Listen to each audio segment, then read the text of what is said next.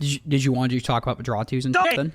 Yeah, I mean, if you want to save that for Thomas, that's fine. I do want to do a little recapping on our tournament from this past weekend. Yeah, we could do that too. But for an overall topic, what else did we have on the docket? I don't even remember. I know there was like an episode of like I need to go read a book, but there's an episode where Hippo reads a book. That's what we should title it. Hippo reads a book. That's really funny. That's totally what we should title it.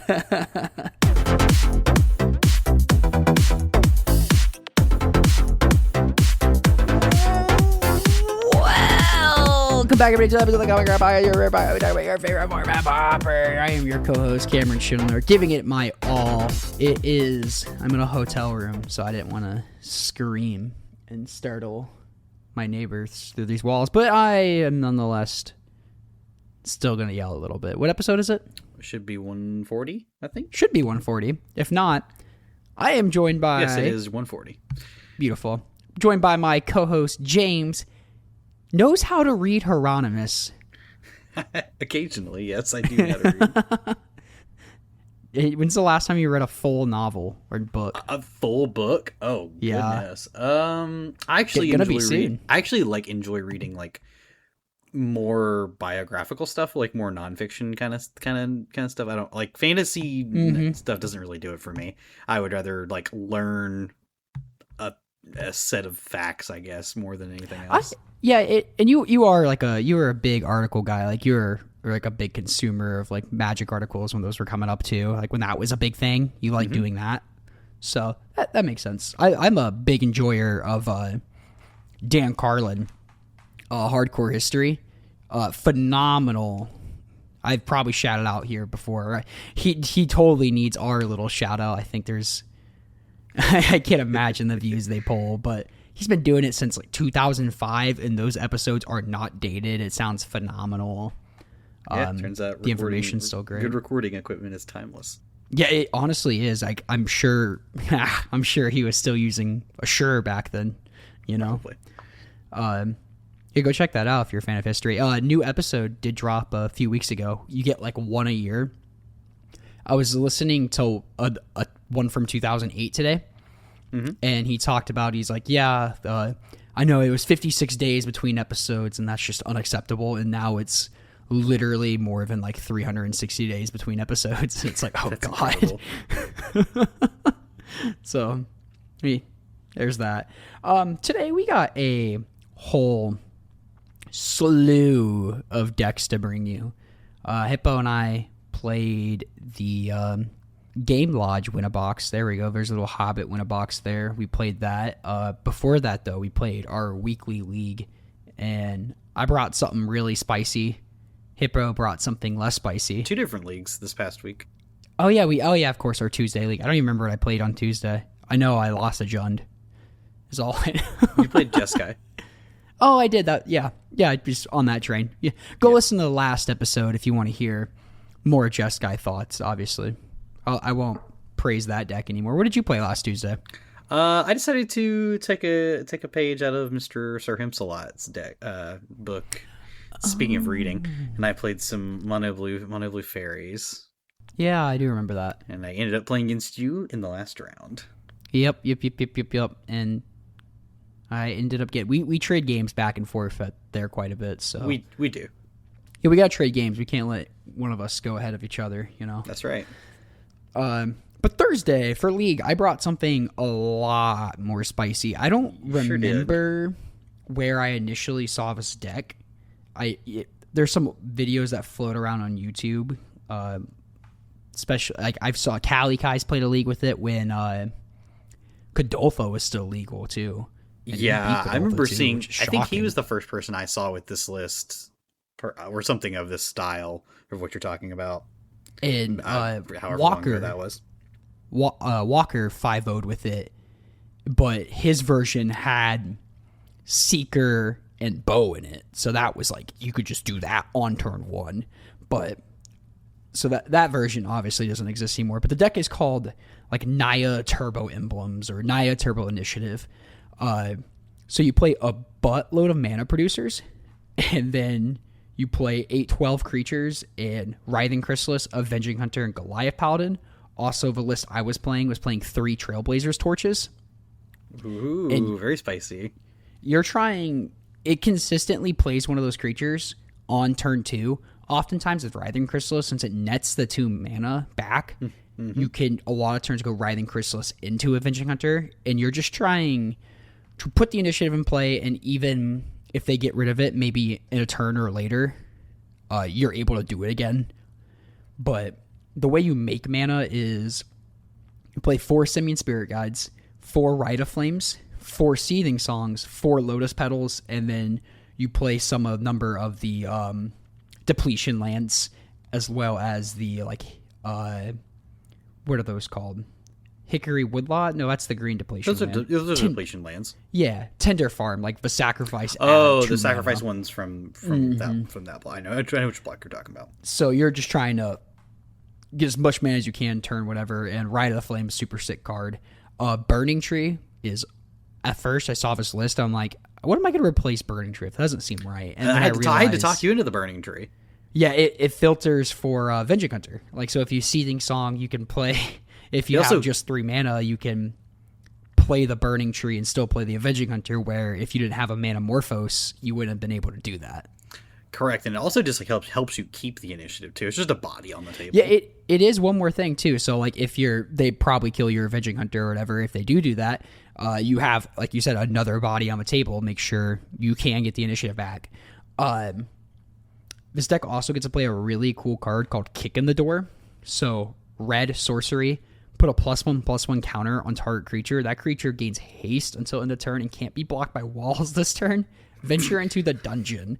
So, if you have the initiative already and you are in the initiative dungeon, I can't remember what that's called, but if you're in the initiative dungeon, you can't now enter one of the 3 dungeons from the D&D set, AFR. Yeah, the original ones or whatever. You just go one more deeper into the initiative.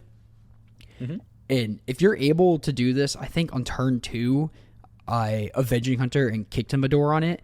So it put a counter on my Avenging Hunter, and then I put 2 more counters for going one deeper into the initiative, and then just smacked my opponent for 8, and then next turn domed him for 5. You put the beat down fast. Yeah, that sounds like it. So I found myself sideboarding them out a lot, because a lot of the games I just needed to be a little bit more protective. Like if I was playing against blue, I need some Pyroblast to I need to resolve a spell. So some Pyroblast. I had some Breath Weapon, Weather Storm for creature go wide decks, and I thought I was cooking by putting the Acid Moss land destruction spell into my sideboard, because there's so much Tron, and I did play against Tron. And I did blow up their Tron lands with Acid Moss. And one of the games, I blew up their only colored mana into a filter land instead of a Tron land, because I think that mattered more in the moment. Because it was Carson playing the Pinger Tron list, so the colored mana was a lot more important. Then I realized, too, when I was playing against Carson, I started laughing. I'm like, I'm an idiot. It's like, what'd you do? I'm like, there's one forest in my deck, and it's already in play.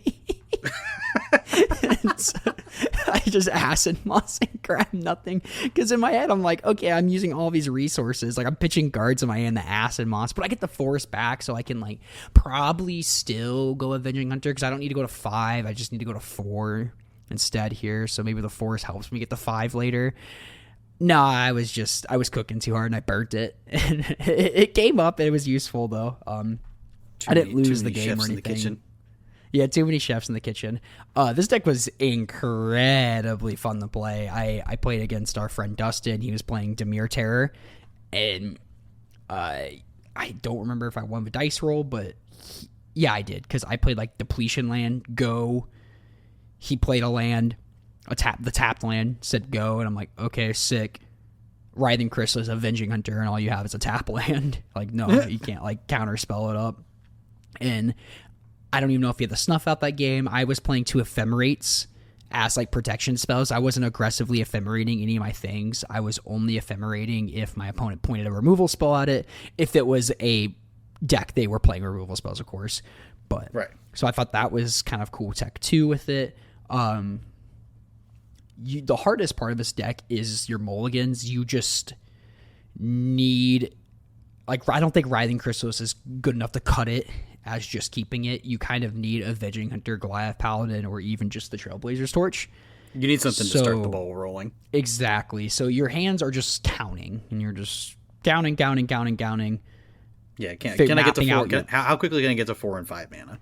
Yeah, how exactly? And could I get to like 7 mana and then Writhing Chrysalis and have enough mana to Avenging Hunter? That's more than 7 mana. But you're doing the math with like the first Rite of Flame only nets 1 mana, and the next one nets 2 mana. It's Rite of Flame was a blast to play with too. Oh my god. Yeah.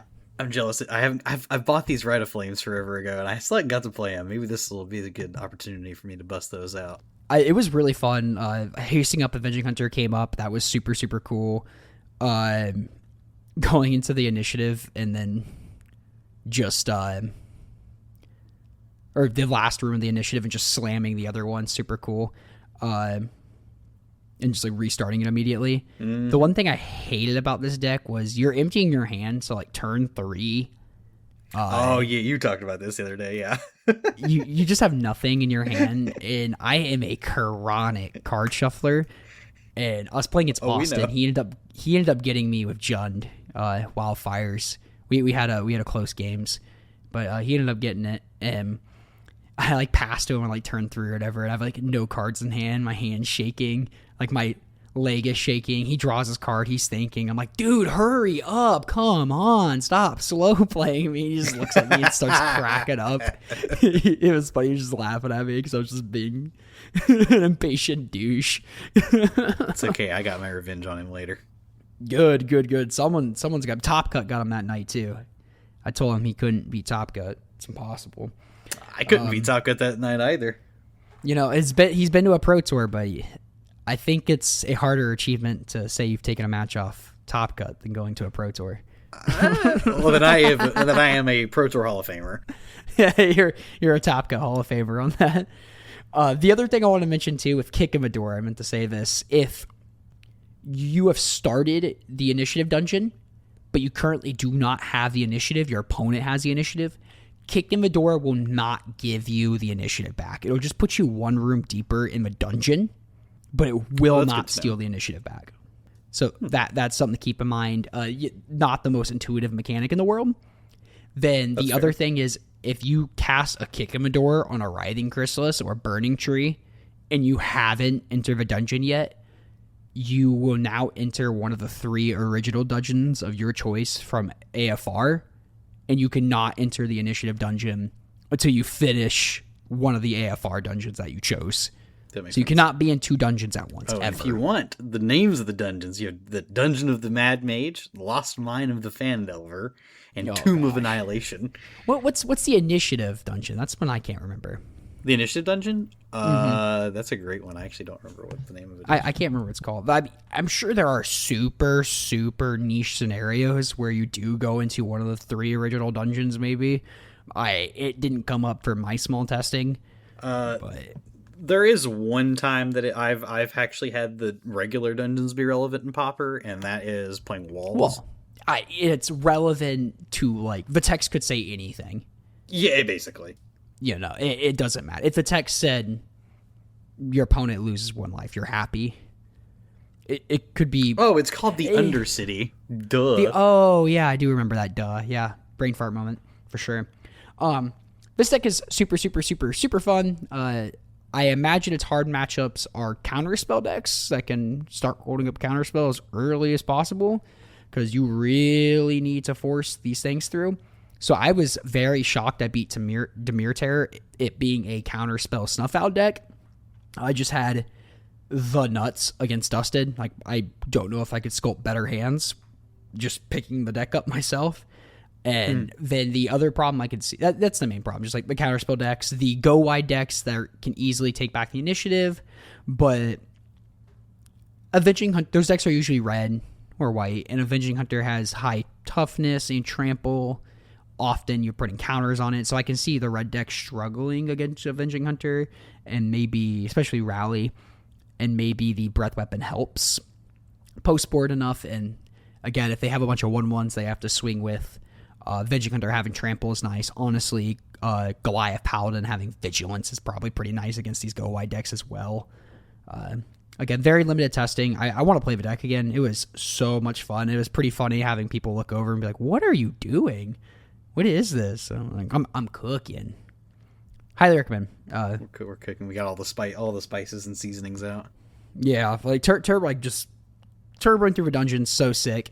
I don't think I've ever completed the Undercity dungeon so many times in one day, and I only played like 3 matches of Magic, and I went through the dungeon so many times. Very, very, very fun. Brush up on your dungeon mechanics, how they work, because not intuitive. Bring tokens if you play this deck. Bring 2 Undercity tokens, 1 initiative token, for one for your opponent. Spawn tokens. Bring the 4/1 skeleton token, and bring a treasure token. This is also the most I've ever made that damn 4/1 skeleton. That came up a ton. So I actually have played the initiative deck when it was a thing in Legacy. Yeah, I'm familiar with how much you need some of these tokens because things can get out of hand. And that deck's grindier too. And maybe you're playing against a deck that's more interactive. And there's a lot of times where I didn't go down. The left side is known as the best side of the Undercity. That's no big secret. You're just that puts the most damage down. I think my opponent's going to be fast as able. Possible, yeah. Exactly. But I think my opponent's going to be able to interact with my threat, or maybe all I had was a Trailblazer's Torch and I didn't have anything else to back it up. So I went down the Scry 2 path and to make a treasure and to make the 4/1. Because honestly, that treasure's huge if you have. Maybe you can go Trailblazer's Torch into a Venging Hunter. You're just short the mana. Maybe that treasure can help you get to that. That Scry 2 can maybe find you another initiative creature. Yeah. Last thing I want to say is I've seen some lists play the Flintwood, whatever, Flint something Commodore, the red monarch creature. Oh, the Fleet Admiral Commodore or whatever. There we go. We got there with the powers. We be the 3 in a red, 5/2 trample, and if there's battlefield, you become the monarch. I didn't play it. I don't know. Trailblazer's Torch instead. It goes into the initiative. Maybe that's worse. Maybe the card's better. I do not know. I mean, it does put down damage faster if that's the case. Yeah, that is true. Man. Yeah, it's hard. Yeah, I mean, lots of different ways you can put this together. So definitely not solved. Very, very, very, very, very fun. What did you play Thursday? You had a quick little. I had a quick exit on Thursday. Yeah. I won no games of Magic the Gathering that evening. I had built for the week prior. I didn't actually end up playing it, but I built Rectos Madness. Because, fun fact, I had actually never gotten to play that deck up until Thursday.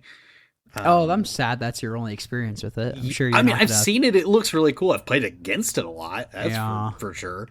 I used to be my favorite deck too. Yeah, and I just had I got completely hosed. Round 1, I sat across from Top Cut, and I got Top Cut this time. Finally, you got cut. Finally, it doesn't happen very often to me. Actually, I tend to be on the side. I tend to be on the winning side of that one normally, but every dog has his day. Today was his day. And then I played against Harris and on some Jeskai Affinity thing, and I just got completely hosed. All right, well, I'll win no games and I'll go home. I did see losses.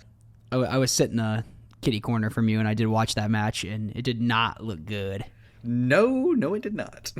I saw Harrison take a pretty long turn, drawing a lot of cards, playing a lot of cards for not a lot of mana, and I see you draw the card and just kind of shake your head a little bit and just go. And I'm like, ooh. Yeah, it was rough. That's okay. I really wanted to get that one out of my system. I still think it's an okay choice. I personally probably won't play it again for a while. I don't think it's the correct metagame for it right as we speak. I think other decks are just kind of in a position of being as proactive, if not more than you are. Like you're sitting there trying to like dirtle around and use all these blood tokens and draw a card, and do this song and all that song and dance. I just don't think it's like quite putting enough pressure on as fast as it needs to, and being able to like stop yourself from dying in the same breath. I agree. It's good against Rakdos Madness, but there's other decks that are also. Excuse me. It's good against Mono Red Madness, but there's other decks that are also good against Mono Red Madness that have a better matchup spread against the meta. Yeah, right now I just don't think it's there for that deck. So I am not super inclined to play that. You had a better Saturday though. I did. I had a much better Saturday. What was Saturday?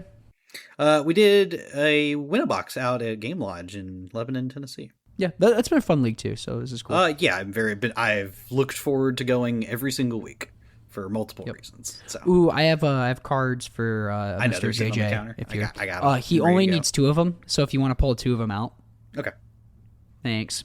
You gotcha. Yeah, no, I've been looking forward to going every single week. This week is no different. I am still excited to go play this week. But yeah, so the day like a few days beforehand, or I guess a couple days beforehand, after I played that Rakdos deck and just kind of was like, who am I? Where am I? What am I doing? Who am I now? Yeah, I messaged.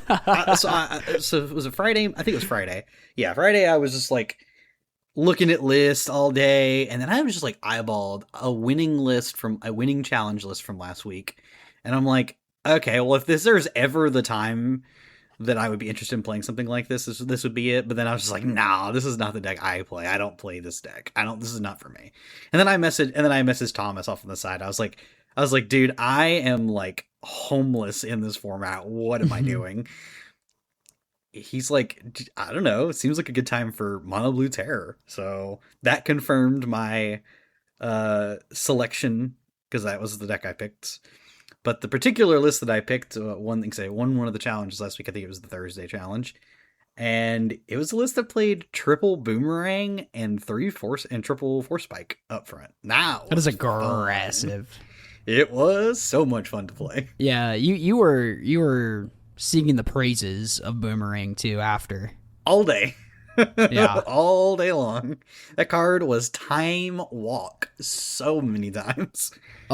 When you end up playing against the first couple rounds? So round 1 I ended up playing against JJ on the Monstertron deck featuring the new Boulder. Yeah, did Boomerang come up in that? It sure did. It came up on turn 2. I was like, I'm gonna time walk you. That was good enough. Yeah. So I mean, round 2. What did I play round 2? I played against Elves. I played against like this deck's worst matchup, and I somehow came out on top on that one. I walked away at a point where they just played a Nyxborn Hydra. Yep. And I saw you had the Boomerang, but it didn't look that great in the spot because you could Boomerang it, but you couldn't counterspell it coming back down as well. You only had 3 mana. Mm-hmm. So you didn't have like your 4th land drop. I think you brainstormed that turn. I just like walked away, and then when you finish up your round, I got there. I'm like, what? I'm like, how? Very skillful magicianry. Is this the Spell Pierce thing you told me about? Was it this match or? No, that was Austin. Oh, so round 3 I played against Austin, who was playing. Wait, real quick. How did you beat Elves though? Game. I got game 1. Shockingly, I don't know how that's supposed to happen. Yeah. I think they just. I was able to. I think I just counterspelled like 1 draw spell from game 1. And they're just 2, out of fumes, and your terrors got there. And my terrors are just bigger than all their other stuff. Huh? They just didn't. Also, no. One big other thing that came up all day long was a card in my deck was Artful Dodge. That card was incredible all day long. Yeah. There was I played 1 round later where that was the only card in my entire 60 cards that I wanted to draw. I was like, I just want to draw this card. This card. And I'll win. Pretty good against Elves too. It's Fireball. That's all it is. Sleep of the Dead's not that great against Elves, especially if they have Queer and Ranger in play. If they have Queer and Ranger in play, of course, but it's just useless if they have that in place. So The Artful Dodge lets you push through damage in that matchup. Exactly. Nice. It did just that very thing all day long. Game 2, did you have gut shots? Yeah, or no, game 2 did not come down to gut shot. Game 2 came down to... I actually ended up losing that game, because I think he got the initiative down, like, on turn, 3 or something, and I can't beat that. I did what Elves is supposed to do. Yeah, I didn't have, like, a Delver draw that game, and then got kind of just hosed down by, like, a turn 3 Avenging Hunter. I was like, yeah, we'll just pack it up and save some time. Game 3, I had exactly I got to rip like really hard on a couple turns. Like there was a turn where I like played a cantrip and literally just held up an envelop. I'm like, if this hits a draw spell, I feel incredible about it. If it doesn't, then whatever, I got. But like it played right into it. It was just like, okay, here's a draw spell, and I'm like, cool, here's my single mana for my envelop. That feels real good. And then I did change the sideboard from the list that I took from a little bit. I played 6 Blast instead, and then played two copies of Envelop and 3 Gut Shots instead of 4. Did you go up on Blast or down? Was the list originally playing down? 8? I think it played, was it 7? 7 or 8, one of the two. Anyways, I really wanted to make room for Envelop because it was incredible. When there's 7 or 8 Blast 2, I find myself in a really hard position of what the hell do I cut? I guess your 4 count, some number of counter spells, 4 spikes. That does make this sideboarding with this deck a little bit easier because you just have like some matchups where their boomerangs are dead, 4 spikes are dead, yeah. Sleep of the Dead is dead. There's things like that. Like those are just super easy cuts. That makes sense, yeah.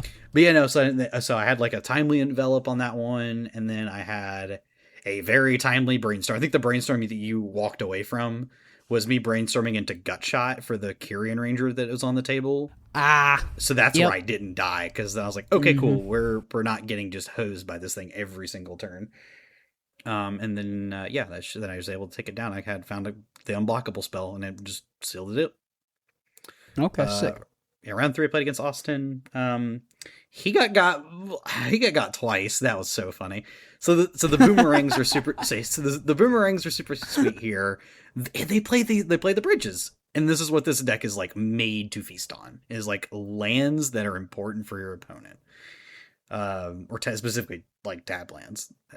Just getting to be like on the play. Go Delver. Your opponent does nothing. You blind flip the Delver because you're a genius. Because you're a genius, and then you just boomerang their turn 1 tap land. Now they're that far behind. So did you boomerang the tap land before you let them untap with it? Did you like try to give them the opportunity to play a land in Wildfire? No, I just wanted to deny him the mana.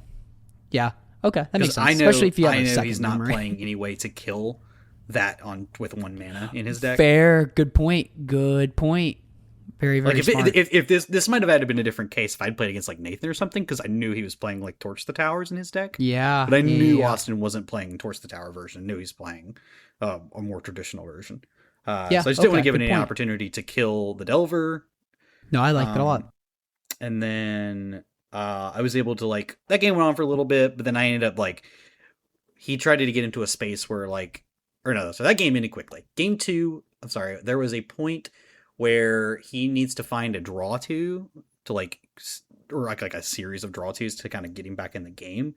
And there's a point where we're like in a nice combat situation, and he like goes to sacrifice one of his things with a draw to, and I'm just like, all right, here's a Spell Pierce. And he conveniently had just like played his turn and such that was the last 2 mana he had. Spell Pierce was clutch as could be. And then in game 3, it happened exactly again. It happened where he made some plays and exactly needs to start drawing cards. And I denied him again. He had exactly 2 mana, and he tapped it down to play the draw 2, and then couldn't come back from it.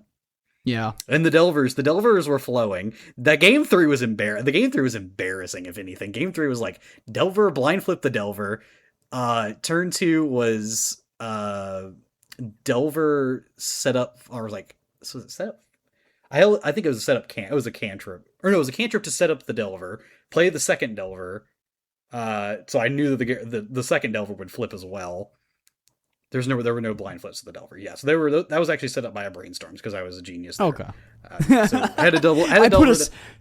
I put a spell back on top of my library. I put a spell back on top of my deck, like pretty high level stuff. It's pretty high level content. I'll be honest. And then do you offer coaching? No, I did not offer our friend who's been to the Fur Tour coaching. No, not him. I keep putting Delvers back with my brainstorms and not flipping my current Delvers. But yeah, so I was able to take that one. That was another one where I had like a Spell Pierce thing come up. It was pretty cool. And then round 4, I offered my opponent the split. They denied the split, or a draw rather. And so we played it out, and I was playing against green-red monsters.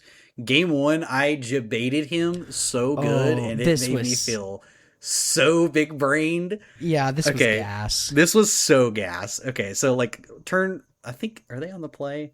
I can't remember who's on the play. But anyways, the turn sequence is like land Utopia Sprawl, name red or whatever. And I was like, yeah, it's fine. And then the next turn they go to set. I'm on the draw. That's what it is. They set up. Tried to put a turn 3 mana, like basically make 3 mana for the turn to put something into play, because they played a second wild growth on that same land, and I was like, oh, okay. All right, I'll fire off here. It's not going to get any better. Spell Pierce it. And he's like, all right, pay for it. And I'm like, cool. So he taps the land that he's enchanting to pay for the Spell Pierce. Yep. My turn, untap, slam this boomerang on this land. Get that out of here. So you didn't let him have the 3 mana basically there. Yeah, I just denied him like a turn 3, like a good turn 2 play. What would have been for him, like I assume like a Repurposer or the Bonder's Ornament or no room to cast any of those 3 cards. Yep. Jewel Thief or you said Repurposer, right? Yeah, Repurposer, Bonder's Ornament, Jewel Thief, any of those. So I was just like, all right, deny you that, and then next turn I have. Or you don't know if he's on land destruction at that point too. Correct. I actually don't. I didn't know. So I like that too. Yeah. So just denies him the whole play of the whole turn that the Spell Pierce does, and then I get to follow it up by slamming away 3 mana the boomerang. Immediately. It also cut him off a color. That's another thing, is that Utopia, they just are all in on these Utopia sprawls to make their colored mana selections, and turns out he didn't have another red source and couldn't cast his Chrysalis in his hand, and I'm like, that feels pretty good. So that plays super good too, because maybe you let that resolve and you're thinking, ooh, I'm gonna Spell Pierce the Acid Moss, or I'm gonna Spell Pierce, or not the Acid Moss, the 2 mana one, or the 3 mana one. What's that one called? Thermokarst. I'm going to Spell Pierce the Thermokarst, or I'm going to Spell Pierce the Ornament. But what if they do just go Repurposer instead, and then your Spell Pierce doesn't do anything, and now they have a 3/3 on the board. So if you just Boomerang there instead, they don't have the opportunity to play anything for 3 mana. So exactly. They're not going to have it next turn either, because you're Boomerang, they're losing those enchantments anyway. So 6/6 play. I like that one. Yeah, that was super sweet. That felt pretty good. Ended up losing the match overall, but that play was super sweet and super worth it. And so that put us into top 8. We had 24 players. 4 I forgot rounds. to mention that. Yep. 24 players in our cut tournament. We had 4 rounds cut to a top 8. I ended up playing against JJ again on the Monstertron, and it went very similarly. This time I actually got to start on a Delver. So I was like, all right, play Delver, blind flip my Delver, boomerang your land on turn 2. Just put you back into the Stone Age. That's all I need. So yeah, that was pretty good. And then I just kind of worked him down from there. And then we ended up splitting top 4. I looked at Austin. I said, Austin, you want to split? And he said, hell yeah, I do. I do not remember who I played round 4 for my win it in. I do. It was Elves. There we go. I remember now. Thank you. Nice. I played... I guess first, real quick, would you change anything in that Terror deck sideboard main deck, or if you had to play that Tuesday, I'm like, you have to play Terror again, would you change anything? I don't think I would change anything.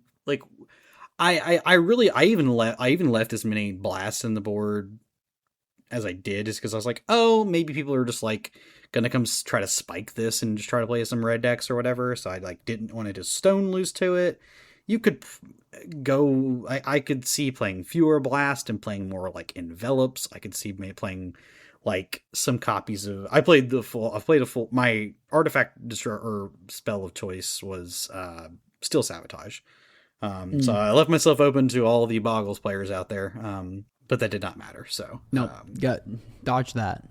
Dodge the Boggles, which is good. Then no, I think I would probably just run the same. I'd probably run the same 75. Nice. Yeah. So and one more notable thing, I guess, about the list that I played, there was no dispels because, like, I guess Terror's just kind of known for playing a bunch of, dispels. It's like they're really good, like slam a bunch of stuff and then like protect them with this kind of thing.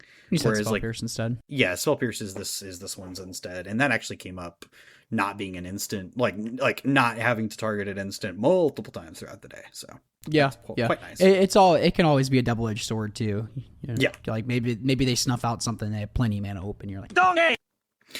Yeah, I was kind of having to play into the hope nobody's playing snuff out in the room, and I don't think there was a single copy. So dodge the bullet. I think there's a Pestilence deck that was. Oh, that's right. There was a Pestilence deck. There was probably playing snuff out. I played Mono Red Rally, deck I wanted to revisit for a while. Fun deck still. My first 2 rounds, my opponents were extremely new to Pauper. I think it was both of their first Pauper tournaments. One of them just had like a borrowed store deck that wasn't a meta deck or anything, and I think the other person was their first time playing Elves. So I won those games pretty handily. Then round 3, I get paired into JJ. Not JJ, excuse me. Nathan. Yep. I got game 1, so I was feeling pretty good about that. I had a Burning Tree rally, and that always helps. I love my cadence when I play this deck too. I think it's pretty good. I just tap 2 mana, and I just put 3 cards on the table. I don't like Burning Tree, float 2 mana, Burning Tree, float 2 mana, rally. It's just 2 mana, all 3 are on the table now. Swing. Like the Burning Trees are sideways, and I'm grabbing my tokens, and they're also sideways. That was pretty fun. Game 2, my John this time I was extremely hungover. I don't think I was sober until round 2. I was not well. I did not eat yet too, so I did get some food before Nathan, so I don't have that to blame, at least. I do have the being very hungover part to blame, and I rallied turn 2. I think I Burning Treed once and rallied, and then turn 3, he's on the play because I got game 1. My turn 3, I drew another rally and got excited and just played it and swung, and he just goes Breath Weapon. I'm like, I saw that. Yeah, I played into that, didn't I? A mile away. I was like, oh no. And immediately I'm just like, why did I do that? And he's like, I don't know. And then he got me game 3, so lost to Jund again, lost to Nathan again. I don't know if it's just a Jund thing. I need to see him play not Jund and see if he's just as good or something else, or if he's just carried by the power of Jund. I heard word he is building other things. I always say that because I lose in top 8 again to Jund. So round 4, I played against Elves. I played mono red control against them. Yep. And won the game. Game 2, they did Winding Way, hit Winding Way, lead the Stampede, leave a Stampede forced. So that was rough. Extremely unlucky. That's never fun. So got that one. And then top 8, I get paired into famous brewer Austin Walker. And again, he was playing Jund, and he dispatched me pretty quickly. I thought I had a pretty sick play of he had Writhing Chrysalis, 2 spawns in play. I had 3 dudes, and everything's it's looking pretty bleak for me. I just have a Lightning Bolt in hand. I Lightning Bolt the Writhing Chrysalis main phase, and all my things are X2s, or 2 X's at least. The other card was a Burning Tree, or not Burning Tree. Another card in my hand was Bushwhacker. So I Lightning Bolt the Chrysalis first So he has to sacrifice a spawn. I kick the Bushwhacker. I swing with my 3 creatures. He blocks the 3/2 with his Chrysler. And then blocks a spawn with the other. And the other damage coming through, I'm like, okay, so take this. Or like, take the 2 here or take the 3 here. Because then that would have turned on Galvanic Blast being lethal. Even though I didn't have Metalcraft, so that would have put him to 2. And he's like, sack spawn. I have 1 black mana, cast on it. And I'm like, fuck. So then it was just, the game just trickled off from there. Just Drew Dudley. That again, kind of similar problem to the Turbo Initiative deck. Once your hand's gone, you only play 2 Rin's Resolves in this version. So it's pretty bleak. I was not on any experimental synthesizers. And I was playing...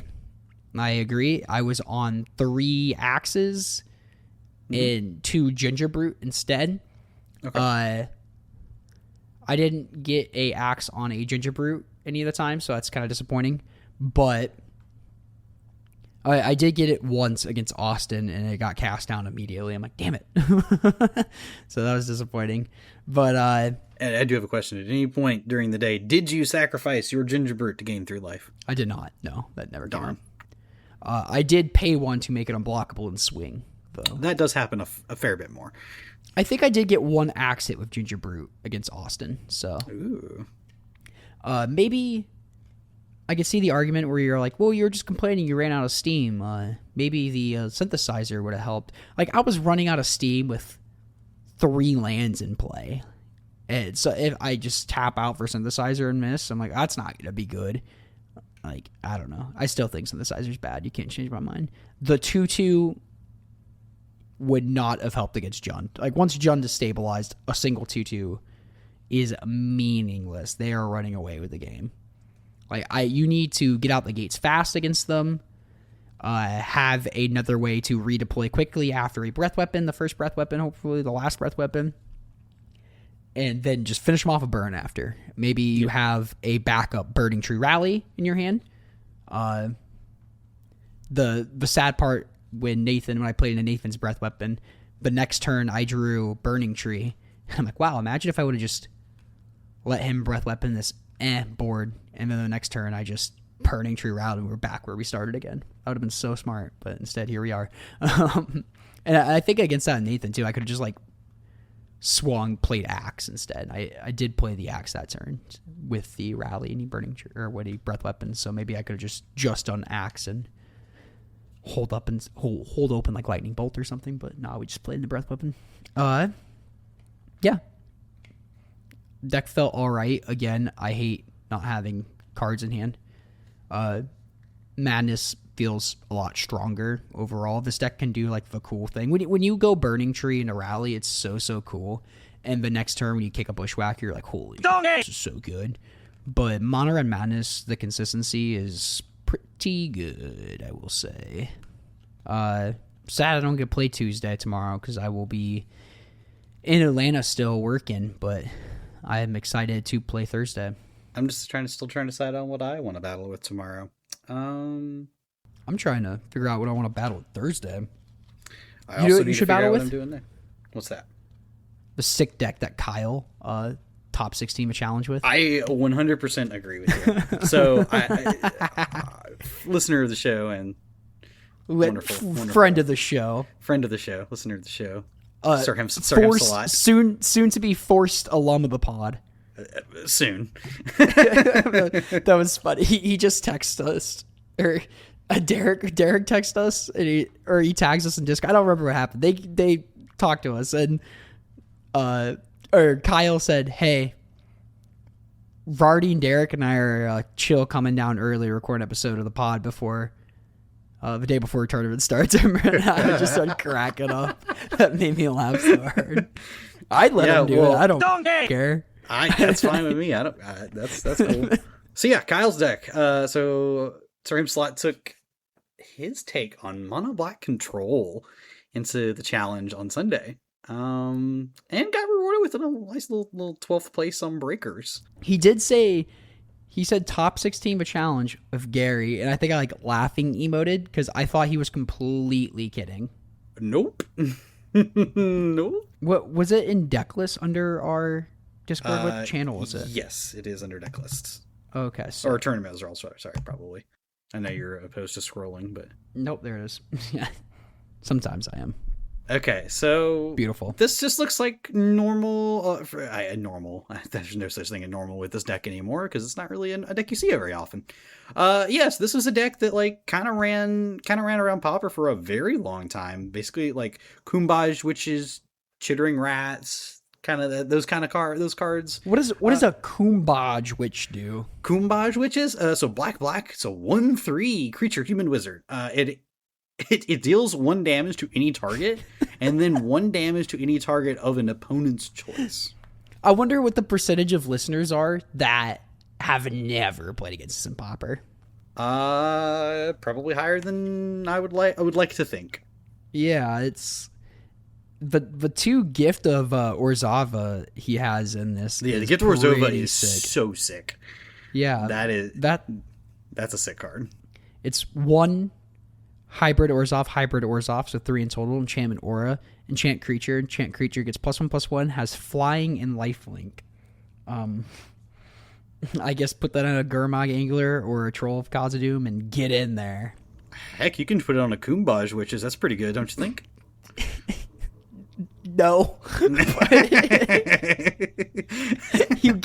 It basically just gives it lifelink at that point. Correct. One card that I had never seen before that Kyle. So Kyle actually sent me this list the day before he ended up playing this. This card I had literally never seen in my entire life before he had sent it to me. And it is Cry of Contrition. This card's dope. This card is so cool. I cannot believe I have never seen this card. So it's a single black for a sorcery, and it says target player discards a card. Cool. That's not very good of effect on its own. But this has an ability called Haunt, and for those who don't know read the Haunt reminder text on that one. Yes, Haunt is not one you're going to see very often. I've played a fair bit with Haunt in my life, but this is a new one. So Haunt, it says when this spell card is put into a graveyard after resolving, remove it from the game, haunting target creature. And then it says when the creature Cry of Contrition Haunt is put into the graveyard, or a graveyard rather, actually it doesn't have to be, it can be any graveyard, target player discards a card. That's so sick, because you play a million removal spells. So yeah, you just haunt one of their creatures, kill it, and then you get to make them discard another card. Yeah. It's pretty sick. If they don't, you can haunt your Chittering Rats if you have to, too. Mm-hmm. And this is a classic. Did you mention already? This is a classic Grey Merch of Asphodel deck, right? So yeah, this is Devotion Black. Yep. Yeah, this is a Devotion deck. This is all based on Grey Merchant of Asphodel. If you don't know what Grey Merchant does, I don't know what to tell you. Start playing the card. 3 black for a zombie. Whenever it enters the battlefield, each opponent loses X life, and you gain X life to the life lost this way. For your Devotion to Black. You know what this deck's missing? What's that? Oubliette.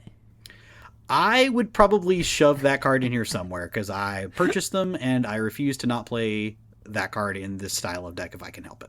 I bet you could do an easy swap of -2 gifts plus 2 oubliettes. I think I would really want to play the gift, to be honest with you. I think I would probably cut the Tithing Blade, but that's just me. Oh, I like the Devotion on the back of Tithing Blade. And I know, yeah, but Oubliette's better if that's the case. For Devotion, yeah. For Devotion, it's better. I think having the sack is pretty good, just in case you run into your boggles. Well, that's what this. I mean, you have some copies of some stuff in the sideboard that do kind of the same thing. You have the Extractor Confessions, so get my game one. I like my game one outs against all the Boggle Boys and the Guardians, all that fun stuff. The sideboard's pretty spicy too. We have 4 Rancid Earths in here. Oh yeah, he came to not lose to the Tron decks. Yeah.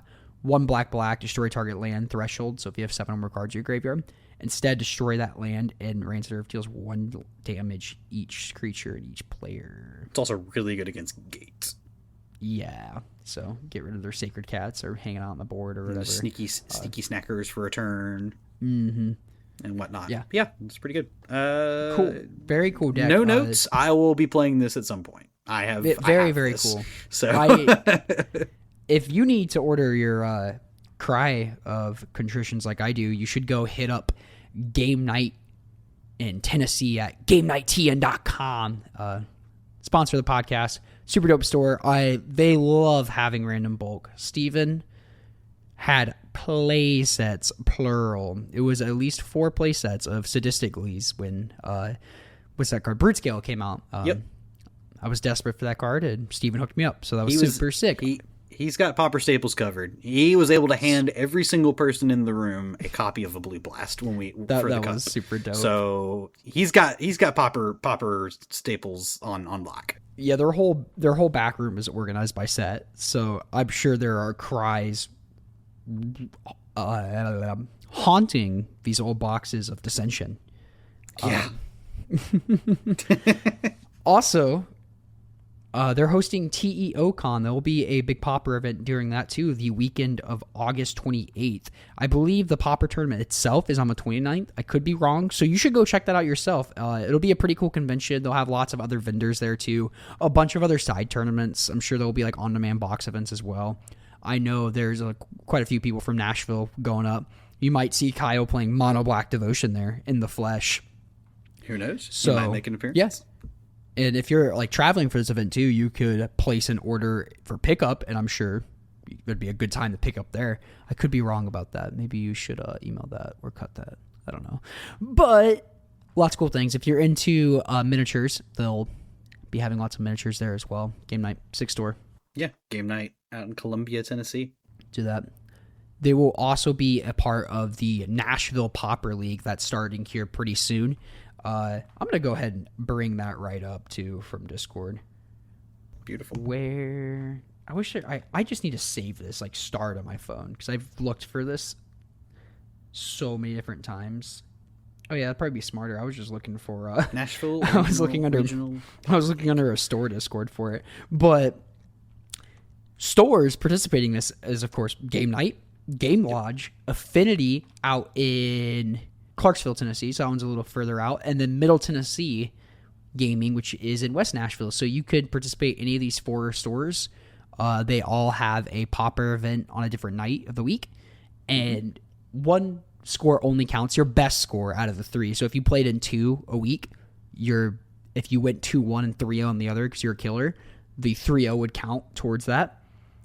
Then the top 16 will be invited to a tournament. So it's actually 12. Top 12, and then they'll have 4 seeder events that are going to top 12 based on league points. Yes. There you go. And then each of these stores themselves will run a qualifier event, and if you spike that, maybe you missed a bunch of leagues, and you want to spike that, it's a way to enter. And even if you're qualified, if you win, I believe you get a round 1 bye. Yes, I believe that is the case. I think you can fight for a buy at this thing. Yeah, super sick. Pricing is pretty gas. Top 16 gets custom playmats. First place gets a foil playmat, signed promos, a Hobbit booster box, and a Fractured Identity booster box. But I think $300 cash was it? Yeah. So first place, the pricing is $300, a foil championship playmat, a play set of signed Fairy Macabres, a Hobbit booster box, and a Reality Fracture booster box. Yeah. So go participate in any of the stores near you. That's super sick. Yeah. No, very excited. I'm super excited to play. We got 2 stores pretty out of the way, but then 1 store pretty far east, 1 store pretty far west. But that's the beauty of living in Nashville. It is a extremely small center of a city, and then suburbs. That's right. Lots of suburbs, Nashville. Yeah. Go order your cards at a Game Night too for that. I dare you. Do it. You won't. And go to TEOCon if you'll be in the area. Yeah, go crush that event. They have a capacity of 200 players for their main event. So yeah, could be lots of sick Pauper action going on. We'll be missing it, sadly. We'll be in CubeCon. Yeah, we'll be up in Madison, Wisconsin. Yep. So if you see us at CubeCon, come say what's up. Yeah, I'm sure not quite our audience that will be there, but I think Cube and Pauper overlap a little bit. But a little bit more than you think, probably. I'm excited. Yeah, that's a lot of traveling for me. Like, I get back from Atlanta on Wednesday. Yeah. Oh, also, One other event before we forget is that this weekend at Infinity Game Lounge up in Clarksville, one of the stores in the Nashville Pauper Regional League, they are also doing a win-a-box this weekend on the 22nd. I think the start time, I don't remember exactly the start time on it. I think it's like noon or something to that effect. I'm sure if I click events, I'm sure Derek will have it posted. It starts at 12 o'clock. Cool. Dope. I will be missing that because I will be traveling all around. I'll be up in South Dakota during that, unfortunately. Go show your mom your new ink. Speaking of ink, I'm so sorry. When she hears this. She's not going to hear this. I do. Oh, sorry. It was so funny. I had one thing come up today. I was sitting there. I was scrolling TikTok for a minute today, and I see this local tattoo studio posting dagger tattoos that they've been doing, and the first one that popped up, I was like, that looks awfully familiar. Oh, it's Cameron's. It's just my leg. Yeah, it was your leg. 2 dead feet. Yeah, it was 2 dead feet posted it. I think so. Yeah. Yeah, go follow him on TikTok and Instagram. Tell him Cameron sent you. I get nothing for that, but if you told him Cameron sent you, that'd be cool. Because they're up in Murfreesboro. This dude, his name's Chris, but 2 dead feet on all that stuff. He is a killer at traditional style tattoos, man. Like, absolutely cool. I saw he posted some flash art, and one of them was like the dagger piece I have, and I'm like, yo, let's get that up. And he crushed it. So last week I got a heart with some daisies and the banner on the heart that says mom, of course, that classic traditional style. Mm-hmm. And that looks great. So I go home next Friday. And this Friday. So I go home that day, and it's my mom's birthday, and I'll have that. And she somehow still gets alerts on my bank account. If, like, not everything, if it's like suspicious, she gets an alert somehow. Mm-hmm. Because this is the same bank account I've had since, like, when it was still under, like, their supervision. So she still gets those somehow. And we're talking on the phone. She's like, oh, did you get a tattoo, by the way? I'm like, no. And she's like, oh, I got, like, a fraudulent thing about it. So I was just seeing it. I'm like, yeah, I did. And she's like, oh, what'd you get? And I'm like, I started blacking out my arm. I didn't want to tell you because I thought you were going to get mad at me. And because I have the whole Jesus arm that I do want to black out at one point because I'm not fond of it. But besides the point, she's like, oh, okay. And I'm like, are you mad? She's like, no, it's your body. You can do whatever, which is funny because she's not even religious, too. So I was surprised that she even cared. And so she's like, okay. So I think she'll be pretty happy that I didn't start blocking out my arm. And I got the mom tattoo. She'll probably cry. It's funny. They're big softies. Cute. Yeah. So don't tell my mom, y'all, if you're listening. I don't know if any of you listening know my mom like that. Also, before I forget, I wanted to shout out, somebody reached out to us. They're starting a Pauper League in the Houston area, and they're wondering if they could give them a shout out, and that's no problem at all. They have like 20 members right now for their league, which is a pretty good start. It's multiple stores in the Houston area. But the league together is called Space City Pauper, and there will be a Discord invite in the link before. So if you're in the Houston area and you're looking for a Pauper League, they just started this up, and that's super cool. Houston's a pretty big city. I'm sure we have some reach there. So go join that. Yeah, go join their league.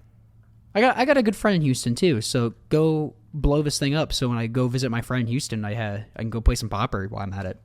Ooh, we always love Pauper abroad. But if you made it this far, I'm serious. Don't tell my mom that I got a tattoo for her. I'll kill you if you spoil that surprise. Thank you so much for listening. If you got any comments, questions, concerns, send them to commongroundmgpod@gmail.com. Or you can join the Discord. That link is in the description below, both of those things, as well as Space City Pauper. So go join those. Dude, my brain's fried. You can go check out Kyle's super sick list there. Yeah, that's all I got. His list is in the Discord. That'll be if you want to go check out his stuff. Mm-hmm. But we won't post a deck list in the Discord. You have to go, or we won't post a deck list in the description. You have to join the Discord. See, we're incentivizing behavior we want back. That's true. I just want you to come join our Discord. I like to read that stuff all day. Yeah. All right, get out of here, you rascal. Sorry for yelling at you for something you didn't even do. You guys didn't deserve that. I'm sorry. I'll work on that. Yeah. All we can do is improve ourselves. Later, everybody. Bye.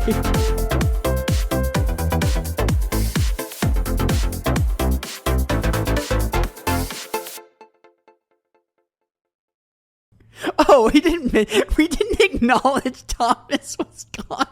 We didn't even Donkey! acknowledge that. Thomas can't make it today. He got caught up at work. He's busy out in Arizona. He can't make it today. You should. God, I hope this Thomas, is the you can splice this in where you see appropriate. No, I think it's funnier at the end. Holy Donkey!